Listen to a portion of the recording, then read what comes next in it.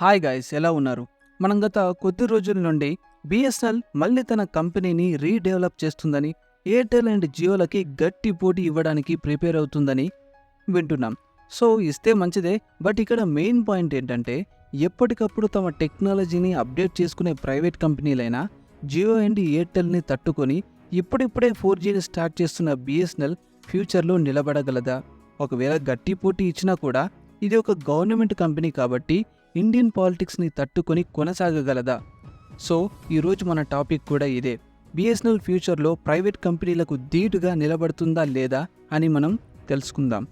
So దీన్ని మనం అర్థం చేసుకోవడానికి నేను 3 పారామీటర్స్ని తీసుకుంటున్నా. అవి ఫస్ట్ది, బిఎస్ఎన్ఎల్కి గవర్నమెంట్ సపోర్ట్ ఎలా ఉంటుంది, గత కాలంలో ఎలా ఉంది. సెకండ్ వన్, బిఎస్ఎన్ఎల్ ఇన్ఫ్రాస్ట్రక్చర్ ఎలా ఉంది, అంటే వాళ్ళ సిగ్నల్ సిస్టమ్ ఎలా ఉంది, సర్వీసెస్ ఎలా ఉన్నాయి, ఎన్ని టవర్స్ ఉన్నాయి, ఇలాంటివి చూద్దాం. అండ్ ఫైనల్గా థర్డ్ వన్, బిఎస్ఎన్ఎల్ ఆస్తులు అప్పులు ఎన్ని, అలాగే మిగతా కంపెనీల ఆస్తులు అప్పులు ఎన్ని ఉన్నాయో చూద్దాం. సో వీటిని ఆధారంగా చేసుకొని మనం ఒక అంచనాకి రావచ్చు. సో ఇప్పుడు మన టాపిక్ని స్టార్ట్ చేద్దాం. బిఎస్ఎన్ఎల్ అంటే భారత్ సంచార్ నిగమ్ లిమిటెడ్. సో 1990 ఆ టైంలో భారత ప్రభుత్వం తరపున ఒక టెలికాం సంస్థ ఉండాలని ముందు చూపుతో బిఎస్ఎన్ఎల్ అనే సంస్థను స్టార్ట్ చేసింది. సో బిఎస్ఎన్ఎల్ మొదట్లో ల్యాండ్లైన్ సర్వీసెస్తో తమ నెట్వర్క్ని స్టార్ట్ చేసింది. తర్వాత రోజుల్లో మొబైల్స్ రావడంతో 2000 సంవత్సరం నుండి మొబైల్ సర్వీసెస్ను కూడా స్టార్ట్ చేసింది. 2000 సంవత్సరం నుండి మంచి ప్లాన్స్తో, అద్భుతమైన స్ట్రాటజీస్తో ప్రజల్లోకి చాలా వేగంగా విస్తరించింది. ప్రజలకి ఎక్స్ట్రాడినరీ సర్వీసెస్ ఇవ్వడంతో 2004లో ఏకంగా 10,000 కోట్ల లాభాలను చూసింది. 2005లో అయితే ఎయిర్టెల్ని కూడా వెనక్కి నెట్టి నెంబర్ 1 టెలికాం కంపెనీగా నిలిచింది. ఆ రోజుల్లో బిఎస్ఎన్ఎల్ క్రేజ్ మామూలుగా లేదు మావా, ఒక రేంజ్లో ఉండేది. బిఎస్ఎన్ఎల్ సిమ్ల కోసం చాంతాడంత లైన్లు కట్టి గంటలు నిలబడి మరి సిమ్లను కొనేవారు. ఇదే రేంజ్ను దాదాపు 10 సంవత్సరాలు నడిపించింది. ఆ 10 సంవత్సరాలు బిఎస్ఎన్ఎల్ తన విశ్వరూపాన్ని చూపించింది. ఆ 10 ఏళ్లలో దాని లాభం ఎంతో తెలుసా? అక్షరాల 46,668 కోట్లు. అప్పట్లో 70% మార్కెట్ని హోల్డ్ చేసిందంటే నమ్ముతారా? బట్ గోల్డెన్ డేస్ కొన్ని సంవత్సరాలే. బిఎస్ఎన్ఎల్ సడన్గా కుప్పకూలిపోయింది. బట్ రీజన్ ఏంటి? అదే ఇప్పుడు చూద్దాం. అది 2006. అప్పట్లో భారత టెలికాం మినిస్టర్ అయిన దయానిధి మారన్పై ఒక వార్త వచ్చింది. అదేంటంటే చెన్నైలో ఉన్న అతని ఇంట్లో 3,000కు పైగా టెలిఫోన్ లైన్లు ఉన్నాయని వార్త. సో ఇవి మామూలు కేబుల్స్ కాదు, ప్రపంచంలో ఎక్కడికైనా సరే హై స్పీడ్తో డాటాను ట్రాన్స్ఫర్ చేసే కేబుల్స్. సో ఈ కేబుల్స్ దయానిధి మారన్ తన తమ్ముడైన కళానిధి మారన్కి ఇచ్చి తన తమ్ముడి కంపెనీ అయిన సన్ టీవీ ప్రసారాలను పెంచడానికి ఉపయోగించారని ఆరోపణలు వచ్చాయి.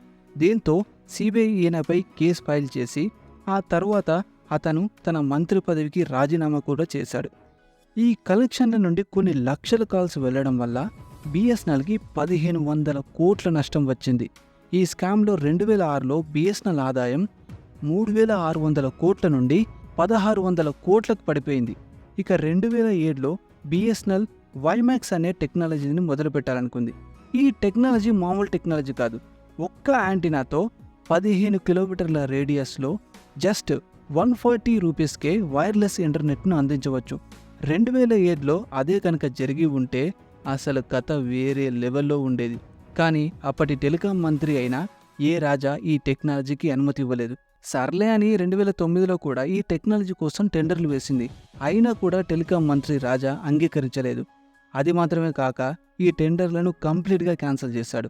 2007 నుండి 2010 సంవత్సరాల మధ్య ప్రైవేట్ కంపెనీస్ తమ టెక్నాలజీస్ని అప్డేట్ చేసుకుంటూ పోతుంటే బిఎస్ఎన్ఎల్ మాత్రం గవర్నమెంట్ ఎప్పుడు ఫండ్స్ ఇస్తుందా, గవర్నమెంట్ ఎప్పుడు అప్రూవల్స్ ఇస్తుందా అంటూ వేచి చూస్తూ కాలాన్ని వృధా చేస్తూ వెనకబడిపోయింది. అసలు బిఎస్ఎన్ఎల్ గవర్నమెంట్కి ఎన్నిసార్లు ప్రపోజల్ పెట్టిందో తెలుసా? ఒక్కసారి కాదు, 2 సార్లు కాదు, 3 సార్లు కాదు, ఏకంగా 13 సార్లు ప్రపోజల్స్ పెట్టింది. బట్ గవర్నమెంట్ సింపుల్గా క్యాన్సిల్ చేస్తూ వచ్చింది. మెల్లమెల్లగా నష్టాల బాట పట్టిన బిఎస్ఎన్ఎల్ 2009లో ఏకంగా 1,800 కోట్ల నష్టాన్ని చవిచూసింది. సరిగ్గా ఈ టైంలోనే టెలికాం మంత్రి అయిన ఏ రాజా, ఆయనే అండి వైమాక్స్ టెక్నాలజీకి అనుమతి ఇవ్వలేదు కదా, ఆ రాజాదే 2G స్కామ్ బయటపడింది. సో దీంతో సుప్రీంకోర్టు బిఎస్ఎన్ఎల్ లైసెన్స్ని అన్నింటినీ రద్దు చేసింది. సో ఇలా టెలికాం మినిస్టర్ బిఎస్ఎన్ఎల్ను వాడుకున్నారు. ఇది బిఎస్ఎన్ఎల్కి గవర్నమెంట్కి మధ్య జరిగిన గతం. మరి ఈ ఫ్యూచర్లో బిఎస్ఎన్ఎల్కి గవర్నమెంట్ ఎలా సపోర్ట్ ఇస్తుందో చూడాలి. ఇక అంతా మోడీ గారి దయ. మోడీ గారు దేశ ప్రజల్ని దృష్టిలో పెట్టుకొని కాస్త శ్రద్ధ పెడితే బిఎస్ఎన్ఎల్కి మంచి రోజులు రావచ్చు. ఇక మన సెకండ్ పారామీటర్ ఆస్తులు, అప్పులు. మన దేశంలో పెద్ద టెలికాం కంపెనీస్ 4 ఉన్నాయి. అవే BSNL, Airtel, Jio and Vodafone Idea, అదే విఐ. సో వీటిలో విఐకి ప్రస్తుతం 1.9 లక్షల కోట్ల అప్పు ఉంది. వీళ్ళు వాటిని తీర్చలేమని చెప్పడంతో వారి 35% షేర్స్ని గవర్నమెంట్ తీసుకుంది. ఎయిర్టెల్కి కూడా 1.6 లక్షల కోట్ల అప్పు ఉంది. ఇక 2020 వరకు కూడా జియోకి 2 లక్షల కోట్ల వరకు అప్పు ఉండేది. కానీ 2020లో జియో గూగుల్, ఫేస్బుక్ వంటి 12 సంస్థలకి తమ కంపెనీస్లోని 33% షేర్స్ని అమ్మేసి ఆ అప్పును తీర్చేసుకుంది. ఇక బిఎస్ఎన్ఎల్ దగ్గరికి వస్తే కేవలం 30,000 కోట్ల అప్పు మాత్రమే ఉంది. సో అన్ని టెలికాం కంపెనీలతో అంటే జియోని తీసేస్తే అన్నిటికన్నా తక్కువ అప్పులు ఉన్న కంపెనీ బిఎస్ఎన్ఎల్.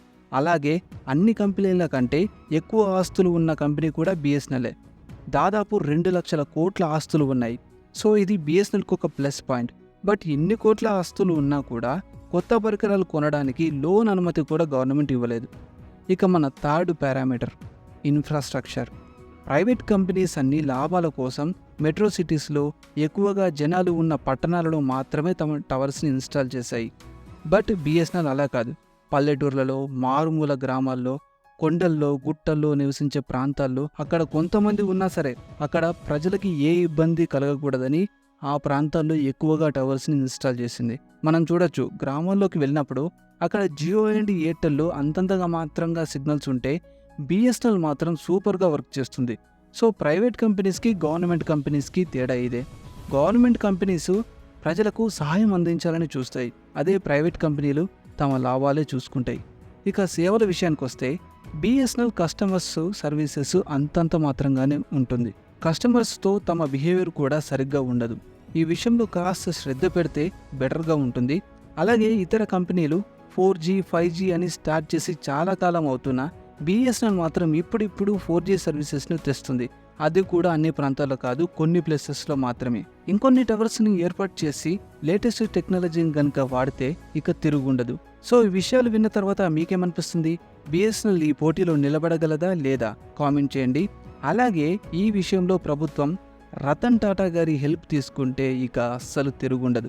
ఎందుకంటే ఈ రంగంలో టాటా గారికి అపార అనుభవం ఉంది. కొత్త స్ట్రాటజీస్ ప్లే చేసే తెలివి ఉంది.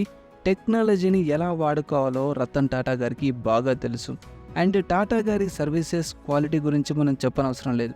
అవి ఎప్పుడూ టాప్ నాచ్గానే ఉంటాయి. ఒకవేళ ప్రభుత్వం టాటా గారి హెల్ప్ తీసుకోకపోతే రతన్ టాటా గారే మళ్ళీ తన టీటీఎస్ఎల్, అదేనండి టాటా టెలి సర్వీసెస్ లిమిటెడ్ను పునఃప్రారంభించి జనాలకు మంచి సర్వీసెస్ అందించాలని కోరుకుంటూ థ్యాంక్ యూ. ఈ వీడియో కనుక మీకు నచ్చితే లైక్ చేయండి, షేర్ చేయండి అండ్ సబ్స్క్రైబ్ చేసుకోండి. అలాగే మీ ఫ్రెండ్స్ అండ్ ఫ్యామిలీకి షేర్ చేయడానికి ట్రై చేయండి.